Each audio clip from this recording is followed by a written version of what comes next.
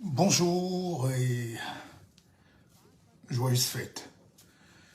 C'est la fin de l'année et je suis très heureux de partager avec vous des fragments de sagesse, de réflexion, de joie, que vous soyez d'Afrique, d'Amérique ou d'ailleurs.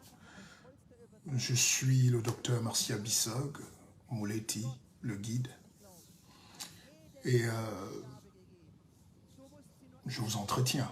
Hein. C'est une vie longue, hein, une vie de partage de connaissances. J'ai commencé à travailler très jeune. J'avais 14 ans quand j'ai commencé à faire de la radio. Au fil de mon parcours scolaire, universitaire, j'ai continué.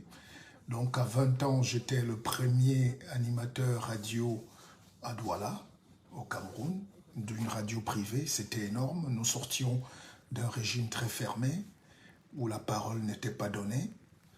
Et j'ai commencé très tôt à prendre position par mes éditoriaux, la sensibilisation, la connaissance de l'ignorance, et je n'ai pas changé. Donc j'aimerais vous dire que nous sommes là pour partager nos expériences, partager un bout d'intelligence pour que les gens évoluent. Je fais mes vidéos depuis de nombreuses années. Même ici en France, il y a plus de 20 ans, j'étais parmi les 30 premiers abonnés de Facebook. 30. Donc, c'est une aventure de 2004, hein, Facebook, je pense. Et même quand les lives ont commencé, j'étais le premier à faire les lives. Parce que j'avais compris la nécessité de partager, de saisir cet espace virtuel pour partager les connaissances. Et tout le monde n'a pas la chance de faire des études longues. L'université, c'est dur. Là, les moyens, la chance, le milieu, le pays parfois nous sanctionne. La culture, la famille. Mais avec le monde qui éclate aujourd'hui, grâce aux réseaux sociaux, on peut se rattraper.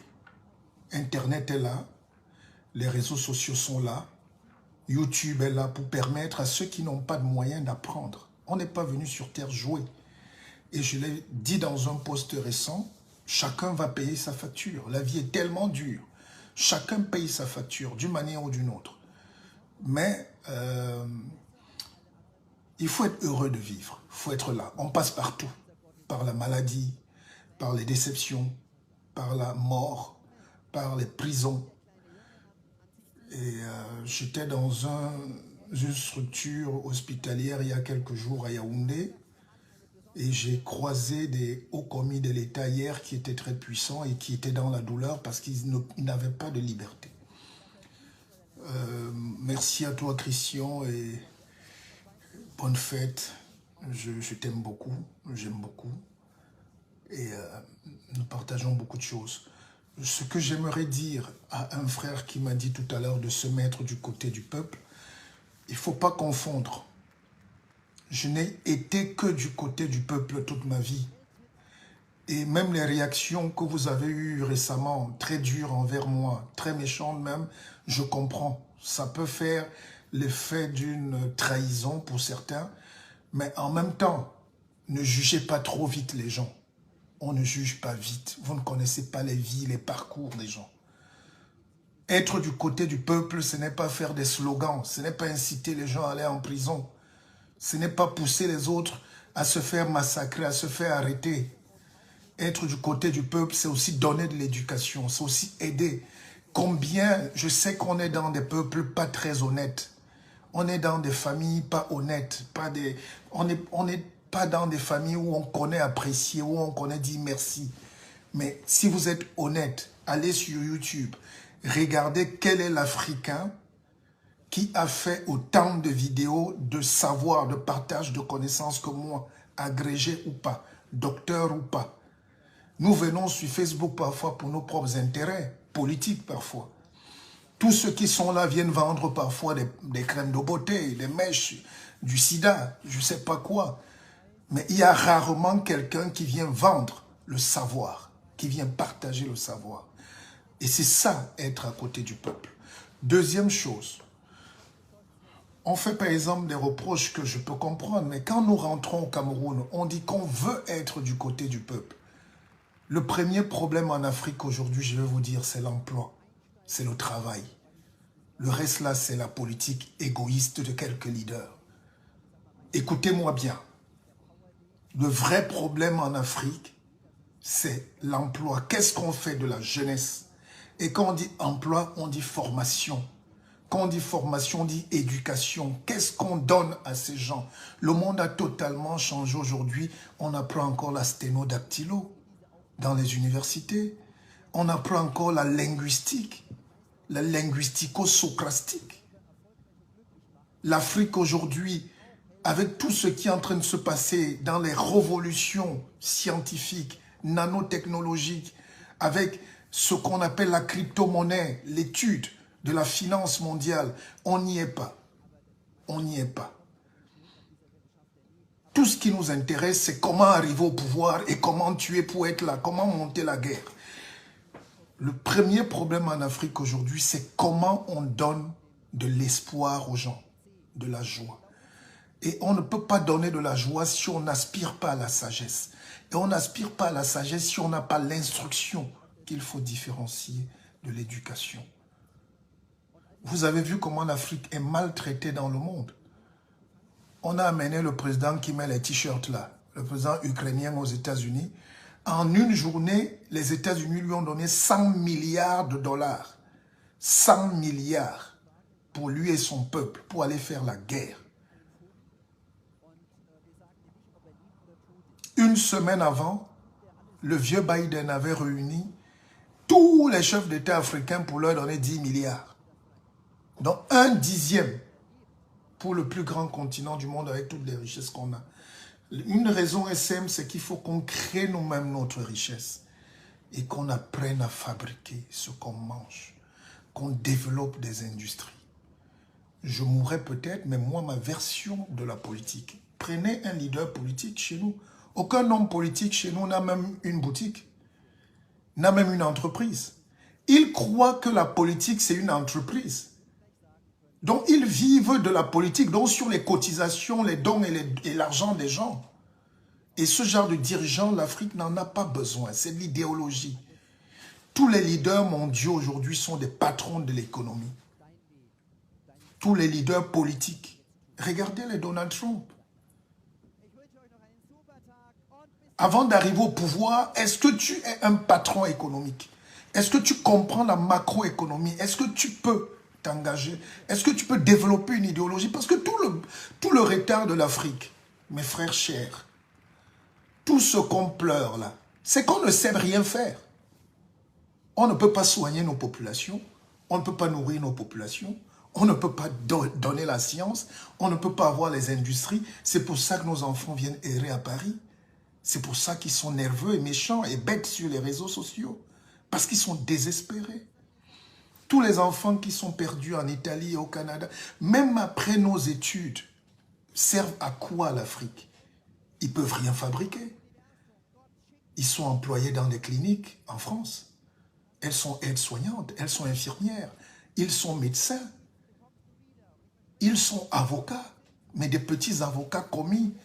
J'ai rencontré un avocat africain, camerounais la dernière fois à Paris, qui était triste. Parce que tous ces procès, c'était d'aller chercher les petits arabes drogués pour les représenter. C'est-à-dire les commis d'office.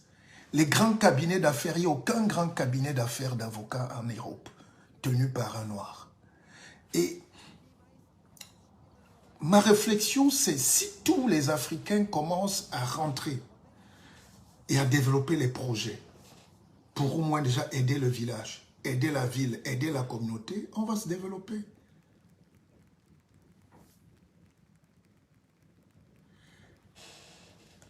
Je comprends. Albert Barouti, ça ne sert à rien de m'attaquer sur ma vie personnelle et privée. Prenez les enseignements que je vous donne.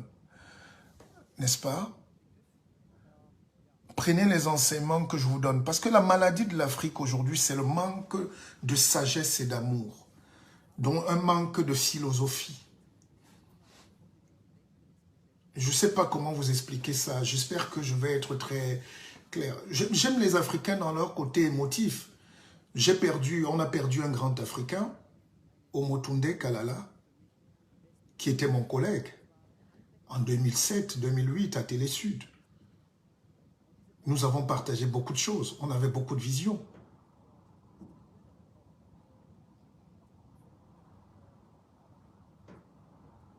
On avait une même vision. Mais les Africains découvrent Kalala Omotunde aujourd'hui et le présentent comme un très grand. Mais quand il est mort, je n'ai pas vu quelqu'un, je n'ai pas vu cette masse. C'est-à-dire, on a réduit Kalala à un sectaire de la science. Alors qu'il disait un truc simple, c'est il faut qu'on retrouve notre dignité. Et en maîtrisant notre histoire. Tout ce que Kalala a dit, c'est un illustre fils de Cheikh Anta Diop, ce que je vous dis tout le temps. Sa fierté, c'était déjà d'être un Antillais, mais pas un Antillais lavé du cerveau, pas un Antillais dénaturé, un Antillais complexé. Mais après, quand Kalala meurt, est-ce que les jeunes Africains ont mis une stèle à son nom? Est-ce qu'on a popularisé ces humanités? Est-ce que vous savez, on aime quand les gens sont morts pour les découvrir et les célébrer. Moi, je ne demande pas votre affect. Je demande simplement qu'on respecte les gens. Qu'on se respecte. À défaut de s'aimer, respectons-nous. N'est-ce pas? Et quel que soit dans ma vie privée, c'est comme si quelqu'un vient vous dire demain qu'il est polygame dans sa vie privée et vous ne l'aimez plus. Vous n'aimez plus ses cours. Vous savez, je suis issu d'une très grande famille d'aristocrates de l'enseignement en Afrique. De témoin Melone à professeur Roger Gabriel Lep. D'accord? Je suis un enseignant dans l'âme. Je suis quelqu'un profondément averti des humanités et métaphysique et physique et classique et inclassable et même ésotérique. Donc quand je vous donne un enseignement, qu'est-ce que ça peut vous faire que je ne puisse pas être de votre village ou de votre clan ou de votre parti politique? Qu'est-ce que ça peut vous faire? Je comprends la question de mon frère Mamilo qui disait, évidemment, on fait tout pour aller créer des entreprises en Afrique, mais on a des blocages. Mais les blocages viennent d'abord de nous-mêmes. Nous nous détestons. Enfin, je viens du Cameroun. Hein. Je peux vous dire que le Camerounais est quelqu'un de très haineux. Très haineux du talent. Comme il estime qu'il est riche et intelligent plus que les autres, il ne faut pas que quelqu'un d'autre soit riche et brillant à côté de lui. C'est ça le Camerounais. Et ça crée, la conséquence, c'est que les malaises sont là. Personne ne vous facilite la tâche. Tout le monde est un blocage pour tout le monde. C'est-à-dire, quand vous regardez un Camerounais, ils ne sont d'aucun parti politique, ils s'en foutent. Ils sont dans leurs intérêts. Mais il ne faut pas que toi, tu aies tes intérêts. Il faut que toi, tu serves leurs intérêts. Sinon, on ne t'invite pas. Sinon, on t'exclut. Sinon, tu n'es pas de leur cercle. Le Camerounais ne t'appelle que pour servir ses propres intérêts. Ou il ne t'aime, il ne like que quand tu sers ses intérêts. La preuve, si je change de discours, et je l'ai fait pendant longtemps, vous savez ce qui m'a valu un petit lynchage sur les réseaux sociaux que j'accepte. Parce qu'on ne critique que celui qui existe, celui qui est fort. On ne critique jamais un faible. On ne lance jamais le caillou à quelqu'un qui n'existe pas. D'accord? Alors, les gens qui vous attaquent, en réalité, ont peur de vous. Ils ont peur de savoir que vous êtes une puissance. Et ça, je l'ai bien compris, mais c'est autre chose. Je vous prends un cas très simple. Il y a un leader politique au Cameroun qui allait en prison, qu'on a arrêté à l'époque, après les contestations des élections. Et moi, je n'ai jamais été dans un parti politique officiel, à part être leader de mon propre mouvement politique. Mais je trouvais quand même qu'il était injuste qu'on embastille quelqu'un juste parce qu'il a marché. En dehors de toutes mes convictions, j'ai pris des risques énormes pour défendre ce droit à la liberté.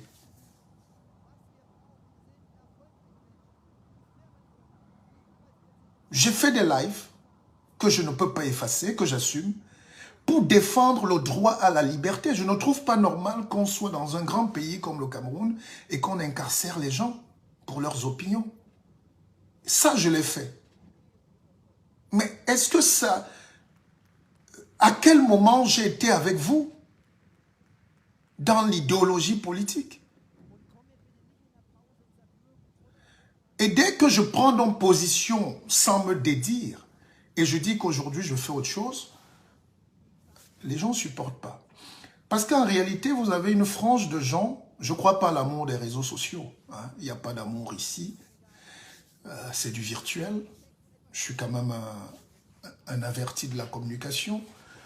Les gens veulent juste se servir de vous. Ils veulent trouver un nouveau type sur qui on met les likes et on partage, ça fait du bien. Hein. On partage nos frustrations. Mais en réalité, quand vous êtes maintenant sur le terrain, qu'est-ce que vous demandent les gens?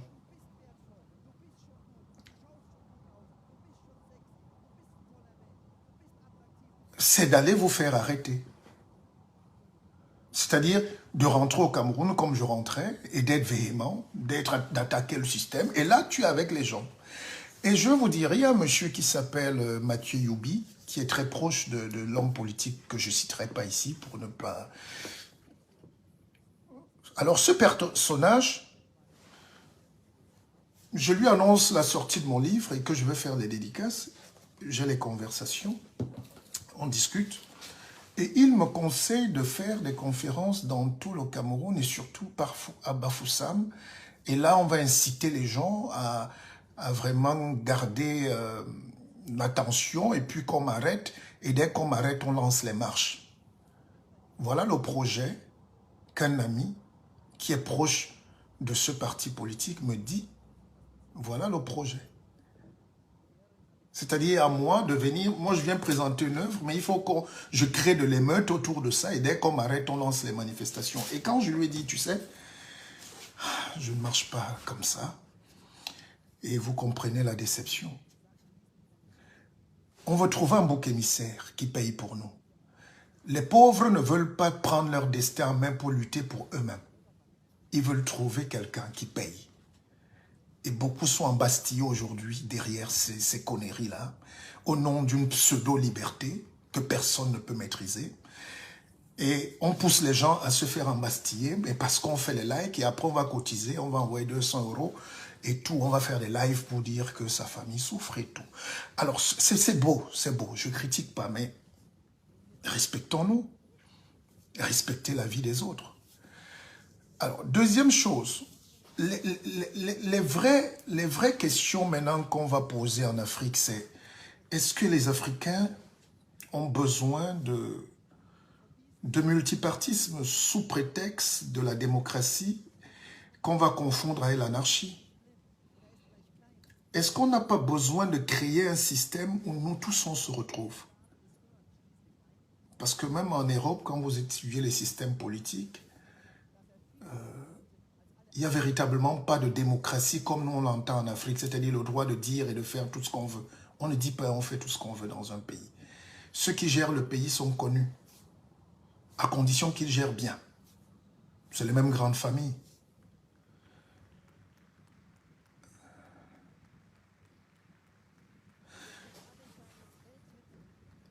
J'ai toujours dit aux gens, et ça, les Africains ne veulent pas le comprendre, mais c'est la réalité, c'est la science politique pure. Nous sommes en France, il y a 5 ans, en finale des élections, le même débat opposait 2 personnes qui représentent 2 blocs de pouvoir. Macron, qui représente l'énergie, la finance, hein, la jeunesse et l'oligarchie, et Marine Le Pen qui représente la racine du pays, donc ouais, un racisme un peu pur, là, les gens qui défendent leur terre et tout. Et 5 ans après, on a eu... 5 ans après, on a eu les mêmes gens. On a eu Macron, on a eu Marine Le Pen. Et nous sommes dans le pays le plus démocratique du monde. 80 millions d'habitants, 2 candidats en 10 ans, les mêmes. Marine Le Pen est la fille de son père, et puis Macron est le fils du système de Jacques Attali, donc de Mitterrand, même de Chirac un peu, de Hollande, dont il était le directeur de cabinet. Et donc, tout ça nous pousse à comprendre que finalement, rien ne bouge. Mais l'avantage, ce qu'il faut comprendre, c'est que mais tout doit être fait pour que le peuple français se soigne et mange, et travaille, étudie. C'est ça, la politique. Qu'est-ce que l'élite qui a appelé à faire les affaires, appelé à être aux affaires, fait pour le peuple? C'est ça les questions qu'on doit se poser. Mais en Afrique, on ne veut même pas poser ces questions. On veut même à la limite mettre quelqu'un de notre village, mais qu'il ne fasse même pas le travail, mais juste parce qu'il est de notre village. Et dès que tu pousses la réflexion, les gens s'énervent. Ne vous énervez pas. Calmons-nous. La sagesse, c'est prendre le temps de réfléchir. Je regarde aux États-Unis et les Africains sont un peu malhonnêtes parce que ce qu'ils voient ailleurs, ils refusent de l'accepter chez eux. Quand vous êtes aux États-Unis, c'est le même système depuis Bush père qui est là. Obama est le père de Biden et Obama est le fils de Clinton. Depuis Jefferson Kennedy, tu as 2, 3 grandes familles qui sont là aux États-Unis, qui sont aux affaires. Et aucun Américain, il ne viendrait pas à l'idée de 400 millions d'Américains de contester ça. Mais ce qui intéresse les États-Unis, est-ce qu'ils sont leaders? Est-ce qu'ils maîtrisent les armes? Est-ce qu'ils maîtrisent le dollar? Est-ce qu'ils commandent l'économie du monde? Est-ce que ceux qui viennent aux affaires sont là pour maintenir la flamme? Poutine est là jusqu'en 2035, ça n'énerve personne. Je n'ai pas dit qu'il faut légitimer les dictatures en Afrique. C'est pas ne coupons pas la poire, hein? Essayons d'aller doucement. Donc, en Afrique, est-ce qu'on va aller vers un système fort? Moi, je ne rentre pas en Afrique pour être dans un système faible. Je ne suis pas un homme faible. Je n'ai pas envie de marcher avec des faibles, des tribalistes, des négatifs. J'ai envie de marcher avec une jeunesse, avec des gens qui produisent, avec de l'intelligence, avec des gens qui avancent, avec des gens qui réfléchissent république. Je ne marche pas avec des gens qui réfléchissent clanique.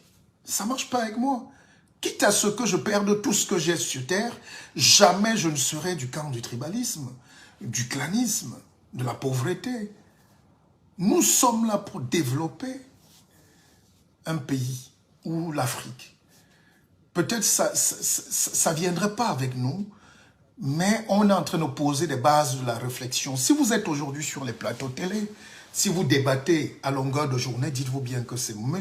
Martial Bissong qui vous parle, qui est à la base de la création des débats. Je sais que vous avez la mémoire courte. Je sais que les gens veulent effacer ce qu'on a fait. Les gens veulent même effacer votre parcours, votre CV. Mais vous ne pouvez pas tricher. C'est moi qui ai créé le débat politique au Cameroun. Même en Afrique. Quand je suis arrivé en Côte d'Ivoire, ils m'ont dit, Monsieur Bissong, la Côte d'Ivoire découvre les débats politiques aujourd'hui. Mais ça vient du Cameroun. Et je suis le fondateur ou l'un des fondateurs. En mettant de l'argent, de l'intelligence qu'on a ramené, l'expertise qu'on a ramenée de France. C'était pour que les gens débattent. Aujourd'hui, vous ne pouvez pas faire comme si on ne débat pas bien. Donc, ce que je voulais dire, c'est que est-ce qu'on n'a pas besoin en Afrique, hors parti politique, hein, de créer des centrales d'intelligence où on réfléchit sur l'avenir du pays? Parce que moi, je viens du Cameroun. Je peux vous dire qu'il n'y a aucun débat sur l'avenir du Cameroun. Les gens ne parlent pas d'économie.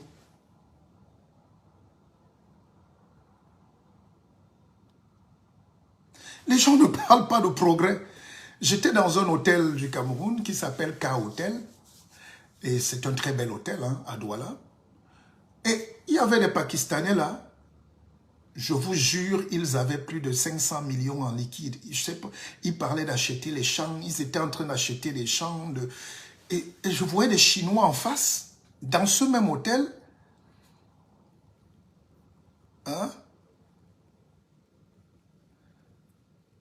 Les gens parlaient du pays avec espoir. C'est-à-dire, tous les étrangers parlent d'espoir.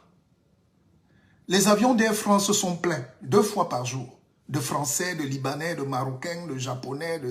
Tous sont heureux d'entrer au Cameroun. viennent faire des milliards. Il y a une société de Libanais qui nous vend l'eau, là, Supermont. Ce n'est rien d'autre que de l'eau qu'ils mettent dans les bouteilles.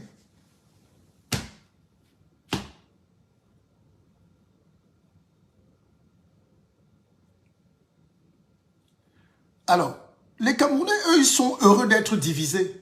Parce qu'ils envoient 2 vieilles voitures et 2 matelas pourris dans les conteneurs. C'est pas de l'affaire.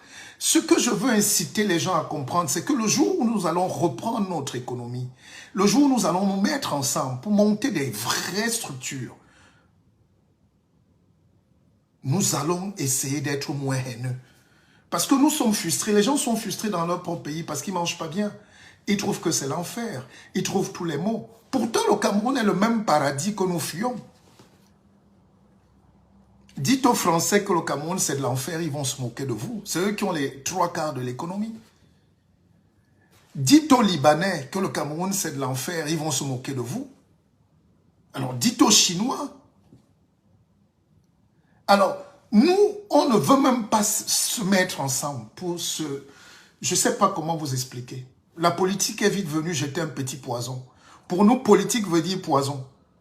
Politique veut dire insulter l'autre. Ne plus travailler avec l'autre. Surtout quand il n'est pas de notre village. Et ça crée que nous sommes faibles.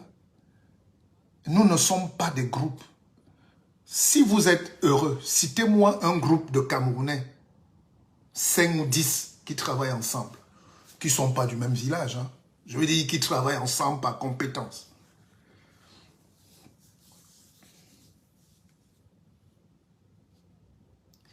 Ça n'existe pas.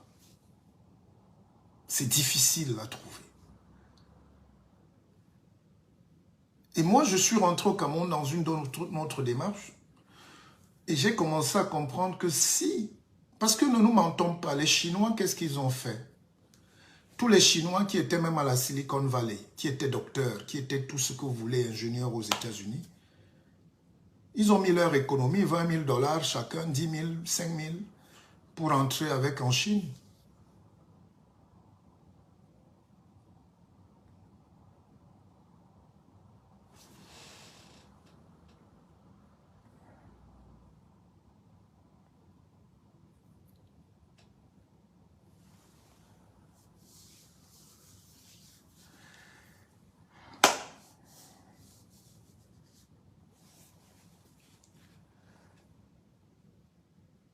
C'est-à-dire, c'est comment faire pour vider notre argent dans les banques suisses, françaises, canadiennes et américaines pour le faire entrer au Cameroun. Ça demande du patriotisme. Ça demande beaucoup d'amour, beaucoup de sacrifices. Moi, avec mes maigres petits moyens, je l'ai fait. Il faut qu'on ramène notre argent chez nous déjà. Et je compte sur l'ingéniosité des Camerounais. Maintenant qu'on a ramené l'argent, maintenant qu'on peut gagner des parts de marché, maintenant qu'on peut trouver l'espoir, parce que le désespoir dont on dit là est palpable par le manque d'emploi. Nous, on a une structure au Cameroun qu'on est en train de monter et qu'on a montée.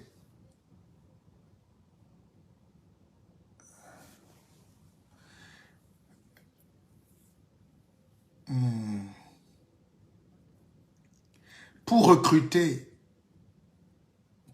une assistante de direction, j'ai eu 400 demandes. Une assistante de direction. 400 demandes. Et j'ai failli pleurer. C'est-à-dire, oui, faisons de la politique, mais où est la politique là quand les enfants qui ont des masters 2 veulent être assistants de direction et elles sont 400 pour un poste? Je vous épargne donc de l'ENAM, je vous épargne de l'EMIA, je vous épargne de Eaux et Forêts, de la douane, de tout ce que vous voulez. C'est pour ça que c'est une pression énorme si le tissu économique est maigre. Donc, à côté de l'État qui est pachydermique, nous avons ici une structure économique du déballage. Il y a quelques 3 frères de l'Ouest là qui résistent avec quelques structures, que je salue d'ailleurs, mais ils ne peuvent pas faire le poids économique. Le reste, là, c'est la débrouillardise. On ne peut pas se développer. Maintenant, bon, je salue mon frère Angélbert Lebon d'Achua. c'est un ami, je peux le dire, de plus de 20 ans. Et qui Albert Lebon d'Achua? Albert Lebon d'Achua, c'est une tête pensante du parti politique d'opposition que je ne citerai plus parce que je n'ai plus la force de perdre mon temps. Les gens comprennent toujours mal. Voilà l'exemple de quelqu'un qui reste mon frère et regardez son message. Je pense qu'il a fait un argumentaire, mais il me souhaite quand même bonne fête. N'est-ce pas? C'est-à-dire que il n'est pas... On a partagé et on partage beaucoup de valeurs que vous ne pouvez même pas savoir. Mais même quand il fait son argumentaire où il n'est peut-être pas d'accord avec moi, je n'ai pas encore lu, mais tout ce que je retiens, c'est joyeux Noël, frangin. Ça veut dire que nous restons encore des frères. Et nous allons mourir des frères. Et quand Gilbert Lebon d'Achua était injustement arrêté, je n'ai pas dormi ici à Paris. J'ai même cotisé, mais on ne va pas revenir là-dessus. Parce que les gens qui nous insultent aujourd'hui, c'est facile. Mais vous n'étiez pas là. Vous ne savez pas ce qu'on appelle une lutte. Vous ne savez pas ce qu'on appelle une lutte politique. Et je respecte beaucoup Gilbert Lebon parce que c'est un grand homme, c'est un ingénieur formé en Allemagne, mais justement il est rentré au Cameroun et je trouvais que sa place n'est pas en prison. Gilbert Lebon d'Achua, par exemple, était un des hauts cadres à Orange Cameroun à l'époque, où Mobilis, c'était le directeur technique. Et si des gars comme ça, des Camerounais sont directeurs techniques des structures multinationales, colonialistes, esclavagistes, moi je ne lui ai pas fait le reproche à l'époque de travailler pour des esclavagistes, n'est-ce pas? Mais si le Cameroun lui donne par exemple des moyens, au lieu de perdre cette énergie dans des luttes inutiles, ce monsieur peut développer un réseau téléphonique à lui tout seul. Bon, là, il revient sur le fait que le multipartisme, bon, ça, c'était l'Albert Mbida. Non, je ne parlais pas de cette époque, ça, c'est 90. Évidemment, avec tout le respect que j'ai pour ces pionniers. Hein? Mais je dis, pour la télévision pluraliste, en 90, j'étais un genou, je n'étais pas là, je n'ai pas la prétention. Je dis, éclater dans le paysage médiatique. Je suis le patron de du pluralisme radiophonique au Cameroun et télévisuel. Je suis l'un des pionniers, je suis le premier patron ou le premier vecteur, le premier journaliste indépendant dans le sens pur du terme, parce que j'étais le premier journaliste privé des médias privés au Cameroun. Pas animateur, je dis journaliste. Même si les deux, c'est la même chose. Tu es le premier à traiter de l'information, le premier qui a ouvert un micro privé à Douala. En 2000. C'était moi. Et c'était pas pour chanter, pour danser. C'était pour poser déjà les diagnostics de cette société bloquée. J'étais à Equinox, j'étais directeur à Equinox. C'est-à-dire j'étais régisseur général à Equinox. Et j'ai été le premier à recevoir toutes les personnalités politiques, des Cananisais à je ne sais pas à qui, Ahmed Yondo Black, à tout. Donc, je ne ressasse pas, je dis juste que je fais partie de cette génération de Camerounais qui n'a pas fui, ou qui n'a pas baissé les bras, ou qui est toujours dans la lutte. Mais la lutte prend des formes. Et je l'ai dit à la télé, même si j'étais sur STV où ils m'ont mal filmé, où ils m'ont dégradé l'image, où ils ont voulu me surprendre et m'embêter, je n'allais pas pour ça. Mais j'assume. Mais ce que je dis aux Camerounais, c'est que la lutte qu'on mène là, elle est sur deux fronts. Un, retrouver notre souveraineté politique et économique et culturelle. Et deux, maintenant, il y a les batailles politiques ici qui ne m'intéressent pas. La preuve, ceux que vous me nommez aujourd'hui, ceux qui sont députés ou je ne sais pas quoi, ceux qui viennent du quartier, qui sont déjà en politique, qui sont venus même après nous, vous ne leur faites aucun reproche. Et parce que, voilà, et je ne sais pas ce qu'ils ont apporté de nouveau dans la politique camerounaise. Je vous parle de la transformation en profondeur. Vous savez, il y a un monsieur qui s'appelle Fauchivé, ça doit être le fils de son père, le docteur Fauchivé, hein, et qui est à Douala. Il m'a dit un jour, Monsieur Bissok, vous êtes le père de la démocratie au Cameroun. Ça paraît banal, mais c'est vrai. Et je ne demande pas qu'on me respecte, mais qu'on respecte au moins ce que je représente. La preuve, aujourd'hui que j'enlève un peu le pied pour des raisons personnelles, les gens veulent m'assassiner. Les gens croient que... Voilà. Bon, bref, c'était une parenthèse. Moi, ce que je vous souhaite, c'est de passer... Ce que moi, je vous souhaite, c'est de passer de très bonnes fêtes. Buvez un maximum d'eau. Prenez soin de votre santé, s'il vous plaît. Prenez soin de votre santé, c'est l'essentiel. Parce que si on n'est pas vivant demain, ça ne sert à rien. On n'est pas là. Il faut être présent. Moi, je crois en ce pays, je crois en l'Afrique. Ce n'est pas évident pour nous, c'est pas évident. Hein? C'est pas évident. Les batailles sont dures, on ne pardonne rien aux intellectuels. On nous accuse de tout alors qu'on n'est rien. On n'a aucun pouvoir. Enfin, moi particulièrement, je n'ai aucun pouvoir à part donner des petits enseignements. Et je vous l'ai dit. Les gens qui veulent faire leur révolution commencent à la faire par eux-mêmes. Maintenant, quand on parle de politique en Afrique, est-ce que dans nos villages, il y a les partis politiques? Tundania Baba Akeva.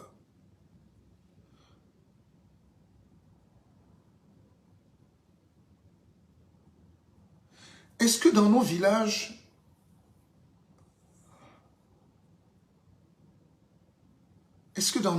on a les divisions? Dans les villages, il y a des clans, il y a des familles, mais il n'y a pas de division. Parce que peut-être maintenant que la politique entre dans les villages et dans les familles, mais en réalité, dans les villages, les gens, même quand il y a il y a une année, enfin, il y a quelque temps, j'ai donné à manger à mon village, j'ai offert un bœuf. Et les gens m'ont dit, si tu donnes ce bœuf-là, si le bœuf passe par le chef du village, nous, on ne vient pas manger. Et je leur ai dit, mais vous voulez donc que je vous donne le bœuf sans le chef du village? Ils ont dit non, ils ne peuvent pas. À la fin, j'ai quand même remis le bœuf au village et chez le chef supérieur. Et pendant que le chef supérieur divisait, il y avait 4 grandes familles. Et curieusement, tout le monde est venu prendre son morceau de bœuf.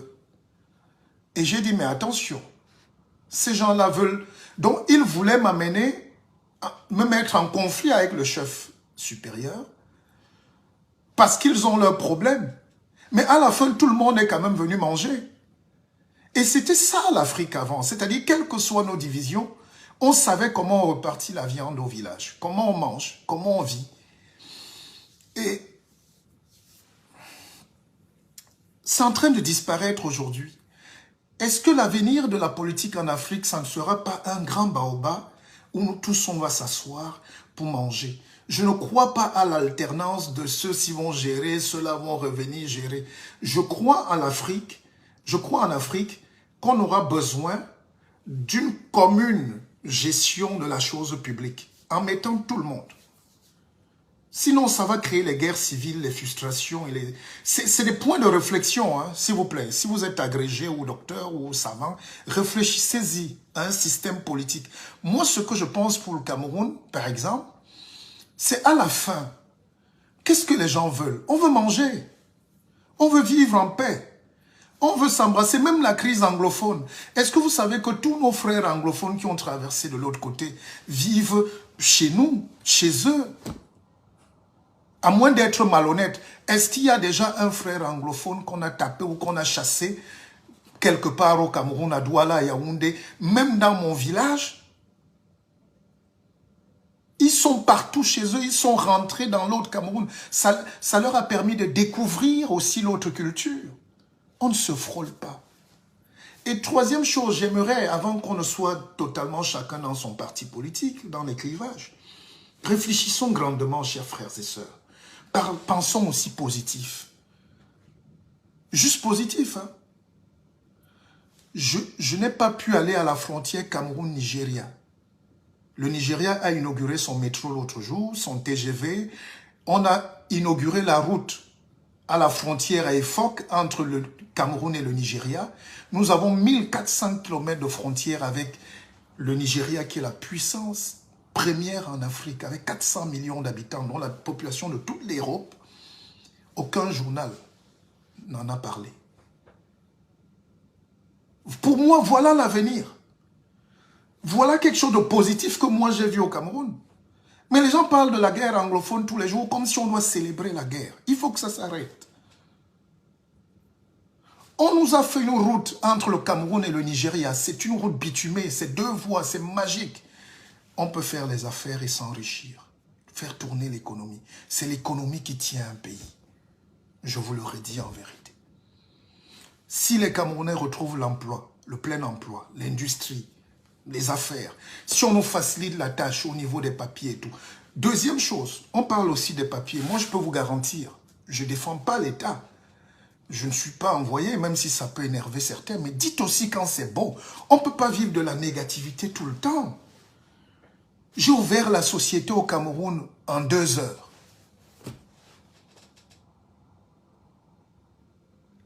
Chers Camerounais, allez à Yaoundé, à côté de la CRTV radio. Il y a un organisme là. Et celui qui m'a amené même, c'est Mamilo. J'ai ouvert une société au Cameroun. 2 sociétés même en 2 heures. Je ne dis pas que tout est parfait, mais pourquoi vous n'en parlez pas? Ça veut dire que les frères qui sont en Europe ici, qui ont beaucoup d'argent, non, mon frère, ça n'a rien à voir avec le parti au pouvoir ou tout ça. Je ne t'aime même pas. Vous voyez, il ne faut pas réduire ça. Je te dis que allez-y, allez-y et essayez. Vous allez voir que c'est peut-être difficile, mais il y a quand même ce pays qui avance aussi.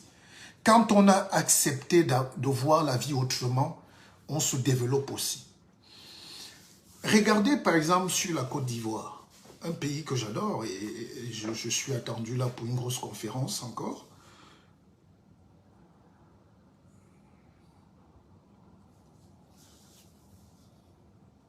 Regardez la Côte d'Ivoire. Le métro est en train d'être inauguré. Les routes sont viabilisées. On a inauguré l'autoroute du Nord entre Odiéné et Abidjan. Mais admirez aussi quand ça se passe bien en Afrique. Allez en Éthiopie, vous voyez comment les gratte-ciel poussent tous les jours. Allez au Sénégal. En 10 ans de Macky Sall, vous n'allez pas reconnaître Dakar. Parce qu'il y a une jeunesse qui est en train de rentrer. Vous êtes bloqué en Europe avec des petits métiers. On vous perd le temps. Le temps est fini de nous cacher. Et c'est ça mon discours. Et pour qu'on rentre, il faut aussi quand même accepter de côtoyer l'État. Je ne sais pas sous quelle forme. Chacun va faire ce qu'il veut. C'est pas moi qui vais quand même... Hein? Voilà. Donc, ce que je voulais vous dire, chers frères et sœurs, c'est que la politique, en même temps, est en train de nous réduire à l'état négatif. On ne construit rien dans la négativité. Sous prétexte qu'on est critique. On est critique, mais sans base. Bon, moi, ce qui m'interpelle, c'est le côté souvent politique. Je parlais de la Côte d'Ivoire. Regardez en Côte d'Ivoire. Gbagbo était président. Ouattara est président. Bédié est président. Mais les 3 vieux faucons, là, personne ne veut laisser. Et il y a les élections bientôt. Si les 3 là, parce que Bédié dit qu'il est candidat, il a 92 ans, sonné bientôt. Gbagbo qui a une santé qui ne tient plus, qui a été président, ne veut pas laisser. Ouattara, c'est pas sûr qu'il laissera. Puisqu'il dit que c'est le premier mandat de sa mandature. Nous sommes encore exposés à une guerre civile qui peut venir casser toutes les bases économiques que je venais de citer là. Le progrès économique à 9 chiffres, à 2 chiffres, à 9%. Donc c'est ça le risque en Afrique.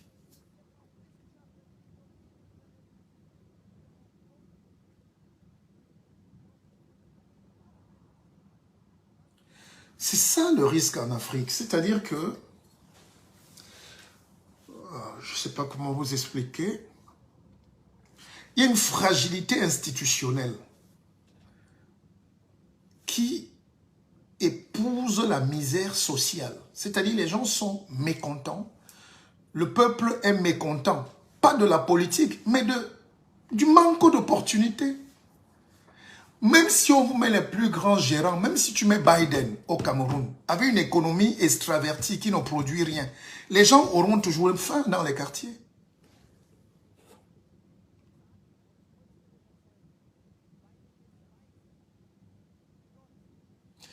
Mais quelqu'un me parle de la double nationalité. Franck, mon petit frère, est-ce que tu peux croire qu'un homme moderne comme moi, je suis pour le blocage des énergies? La double nationalité, c'est nous qui perdons. C'est nous qui perdons. Attends, vous me reprochez même de quoi? Vous croyez que... En tout cas, moi je vais vous dire, s'il y a un homme politique au Cameroun qui a le droit de parler de modernité et de progrès, c'est moi. Tous les livres que j'ai écrits, toute ma réflexion est basée sur le progrès. Chronique pour l'émergence d'une Afrique rayonnante. Ça fait plus de 10 ans. L'émergence d'une Afrique rayonnante, donc le progrès. Mais j'ai constaté qu'au Cameroun, on aime les hommes politiques un peu villageois. C'est-à-dire des quartiers arts, des filles du quartier, des gars du quartier. Parce qu'ils ont la tête de l'emploi. Ils ont le discours de l'emploi. Ils ressemblent aux gens qu'ils sont censés défendre. Mais ils ne peuvent pas défendre ces gens parce qu'ils n'ont pas l'armature intellectuelle et la densité, l'épaisseur et la vision d'un monde qui progresse. Ils sont rétroactifs. Ils sont rétro-villageois. Ils sont communautaristes. Et ça, vous ne pouvez pas le comprendre ou vous faites exprès. C'est-à-dire, au Cameroun, nous, on va te dire, non, toi, tu es trop, on ne veut pas de toi, tu fais le blanc ou tu es en France. On veut un gars du quartier. Mais le gars du quartier ne peut pas vous développer parce qu'il ne connaît pas comment marche le monde. Je le dis. Et je vais vous rappeler, monsieur, que la prétention n'est pas un crime, sauf chez les pauvres. Je prétends à un meilleur pays. Je prétends à une hauteur d'esprit. Je prétends à la grandeur. C'est prétentieux de prétendre, sauf chez les gueux. Et vous voulez en même temps vous développer, mais vous n'aimez pas quand on est brillant. Au Cameroun, il faut se développer, mais sans toi. Mais quand on laisse donc les pieds cassés, les pieds nickelés, vous tournez autour du pot, vous ne pouvez pas. Vous n'avez pas la capacité de créer un système économique et politique qui va vous sortir de la moise. Ça fait 60 ans qu'on trime parce qu'on est villageois.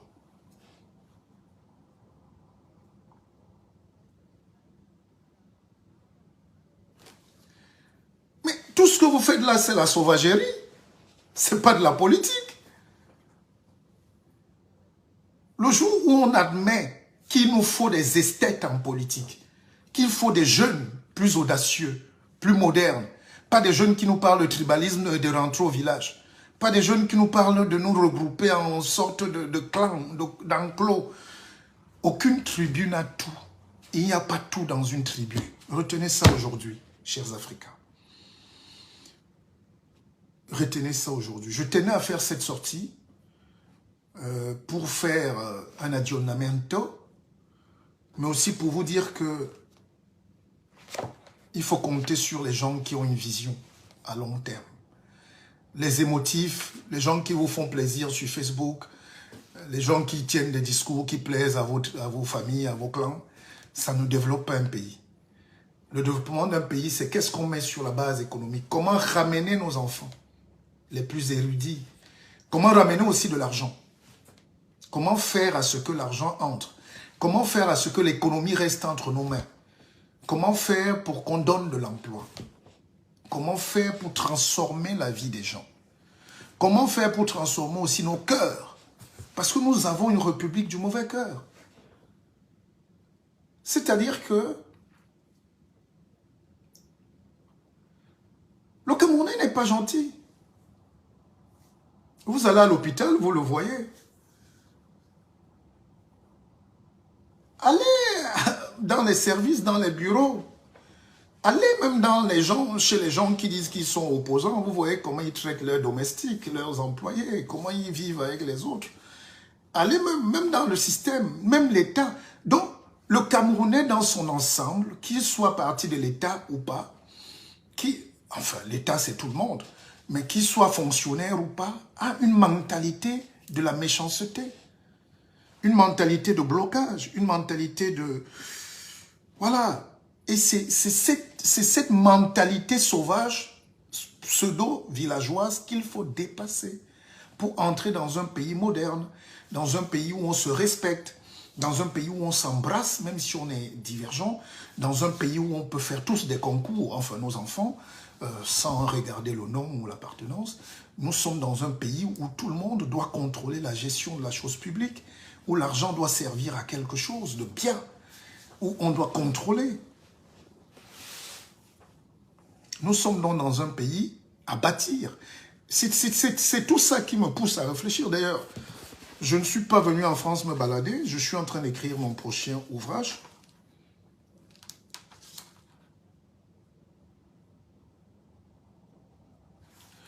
En même temps qu'il y a un programme politique. C'est-à-dire que il faut qu'on soit dans la...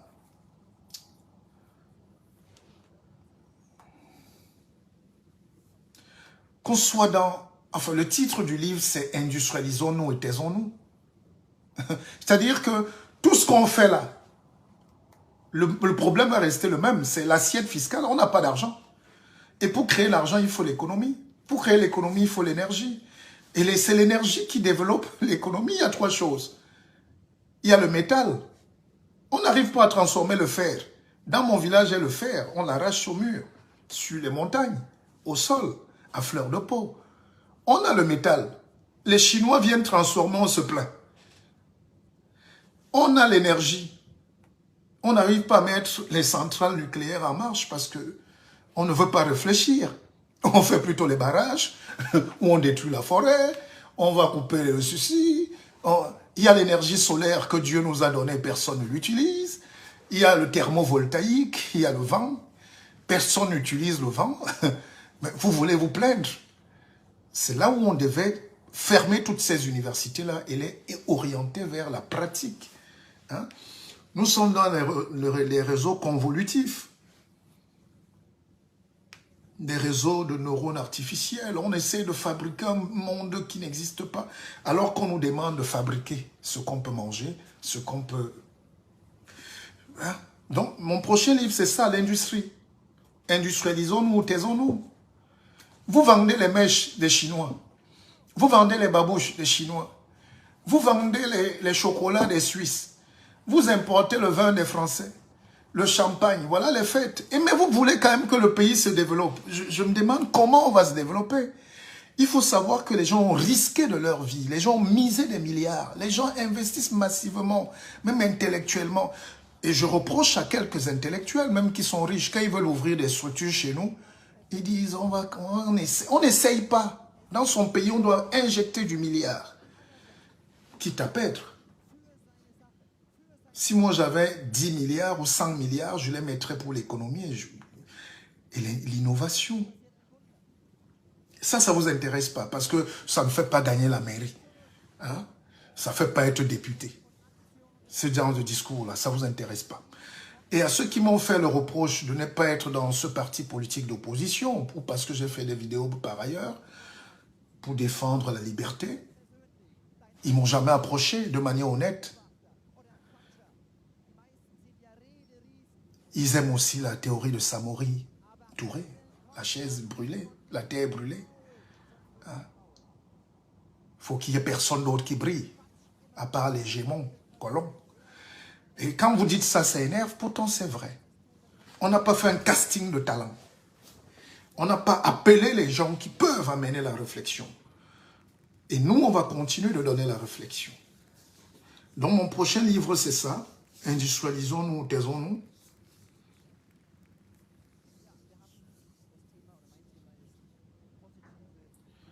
Et ça passe par le deep learning. Il faut qu'on apprenne, qu'on s'asseye, qu'on réfléchisse sur notre pays. Et je peux vous rassurer que je donnerai toute mon énergie.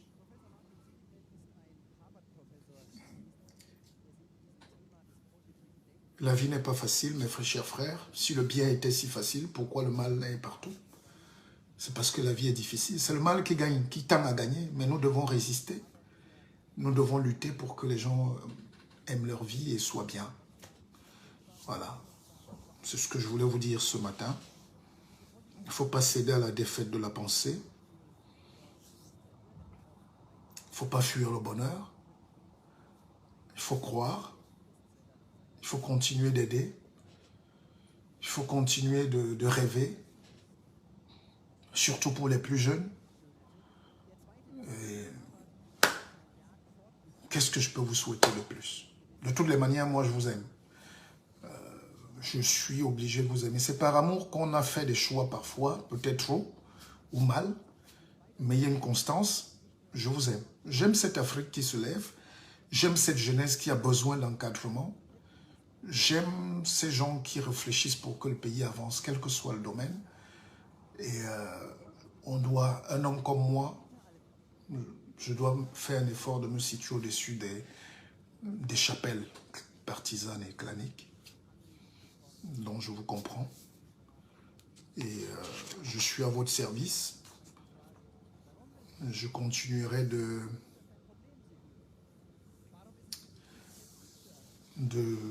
partager mes connaissances. Et voilà, je continuerai de vous aimer. Je suis juste déçu parce que j'attendais beaucoup de l'Afrique. Je veux voir les industries en Afrique. Hein. Je sais de quoi je parle. Je veux voir l'école changer. Évidemment, c'est ça la politique. Et je suis fatigué de ces politiciens-là qui veulent vivre pour eux. Votez-moi, moi. Mais quand tu arrives dans les villages, les gens sont abandonnés. Quand tu arrives dans les villes, les gens sont abandonnés. Les gens sont abandonnés parce qu'eux-mêmes ne se prennent pas en charge. Et les gens attendent tout des gens comme nous. Nous ne sommes que des humains. À part faire une réflexion comme j'ai faite là, ce matin avec vous, où les gens peuvent s'améliorer eux-mêmes en apprenant. Je ne vais pas porter un drapeau pour aller, ou je ne vais pas porter un fusil pour aller tuer ou tirer sur quelqu'un. C'est contraire à mes convictions. C'est contraire à l'idée que je me fais de l'amour. Moi, je suis un pacifiste. Je suis quelqu'un qui peut donner tout. J'ai même perdu parfois la santé pour aider ma famille, pour aider mon clan, pour aider mon pays. On écrit des livres, vous vous moquez de nous. Mais j'aimerais vous rassurer que sans la pensée, vous ne pouvez pas vous développer. Sans la pensée. Et le livre est là. Et si on s'augmentait? Quand on écrit, ce n'est pas pour moi, c'est pour vous. Ou pour vos enfants. C'est parce qu'on a lu qu'on peut concevoir le monde, qu'on peut rêver. C'est parce qu'on lit qu'on imagine. C'est parce qu'on lit qu'on découvre, qu'on apprend, qu'on comprend que nous ne sommes pas le centre du monde. Donc, un, il faut dépasser son ego. Deux, il faut dépasser le mental. Le mental qui nous met au centre de nous, des vies. Tout nous appartient. On veut tout bouffer. Et puis, on s'ouvre au monde. On s'ouvre à la grandeur. On s'ouvre à la paix. On s'ouvre à l'humanisme. On s'ouvre aux grandes idées. On veut transformer le monde, créer des entreprises, aider les autres. C'est ça peut-être mon erreur, de vous avoir trop aimé. Donc je vous souhaite une très bonne fête. Mon livre effectivement parle de l'industrie. Je vais partir des expériences concrètes. Le cas de l'Inde. En Inde, tous les Indiens sont devenus informaticiens, ingénieurs, sans passer même par l'école. Même dans les villages, ils sont ingénieurs en informatique. Et ils ont battu les États-Unis. Donc, nous pouvons développer une industrie de l'intelligence en Afrique et surtout au Cameroun. Je me détache un peu de Kalala Omotunde, mon regretté frère, parce que je ne reste pas focalisé sur l'Égypte qu'on est d'avant. On était grand, on doit être grand demain et aujourd'hui et maintenant. Soyons grands maintenant. Vous ne pouvez pas être des grands intellectuels à la Banque mondiale, on arrive chez vous, il n'y a même pas de latrine, il n'y a pas de toilette, il n'y a pas d'école. Faisons ce sacrifice-là et vous allez voir que même les politiciens vont fuir. Quand vous dépassez le politique par l'économie, ils disparaissent parce qu'ils ne servent à rien. Quand vous arrivez aujourd'hui, vous créez une petite société, même dans un village, vous voyez comment la vie change. Et c'est ce que j'ai fait. Et c'est ce que je vous pousse à faire, quelles que soient les difficultés. Donnez de l'emploi, aidons les gens chez nous. Perdons de l'argent pour que les gens trouvent la vie. Voilà. Et nous vivons dans un monde de guerre. C'est la guerre qui fait vivre. Hein. Puisque pour qu'il y ait la guerre, il faut créer un moteur de haine. C'est la guerre. Et la guerre en Russie aujourd'hui, en Ukraine, nous permet, nous, de nous libérer de l'esclavage, de la colonisation, du CFA, de tout ça. Même comme, c'est pas parce que je suis en France que je vais vous dire que si on ne se libère pas maintenant pendant la guerre en Ukraine, on est parti pour 200 ans d'esclavage. Et vous avez encore fait les lives pour vous étouffer, vous énerver. C'est maintenant qu'on se libère. Parce que c'est quand il y a la guerre que chaque peuple se ferme. Chaque peuple se ferme pour chercher son pain. La preuve, depuis quelque temps, vous cherchez à manger le pain, chacun, le pain de patate, le pain de manioc, alors que ça existe là depuis, mais personne ne fait les recherches. On peut aussi fabriquer nos voitures électriques. En Ouganda, les jeunes Ougandais de 20 ans fabriquent des voitures électriques. Hein. C'est le métal, c'est le fer qu'on arrondit et on met des plaques solaires. La technologie est là. Nous ne voulons pas travailler, nous voulons pleurer. Nous voulons accuser les autres. Nous voulons trouver les boucs émissaires. Oh, il m'énerve, il m'énerve. Mais si je vous énerve, ça va vous payer le loyer? Qu'est-ce que ça peut vous faire que je vous énerve ou pas? Mais est-ce que ce que je dis est important? Vous voulez faire passer des gens comme moi pour des moins savants subitement? Donc hier, j'étais intelligent. Parce que je ne dis plus ce qui vous plaît, je ne suis plus intelligent. Et puis, il faut savoir que le monde a changé. Les doctorats qu'on a empilés ne servent plus à rien. L'école évolue. Le savoir évolue. Les gens ont des connaissances pointues aujourd'hui sans avoir même été à l'école. Mais ils dirigent le monde. Il faut que l'Afrique entre dans ce domaine-là, de ne plus pleurer, mais de créer.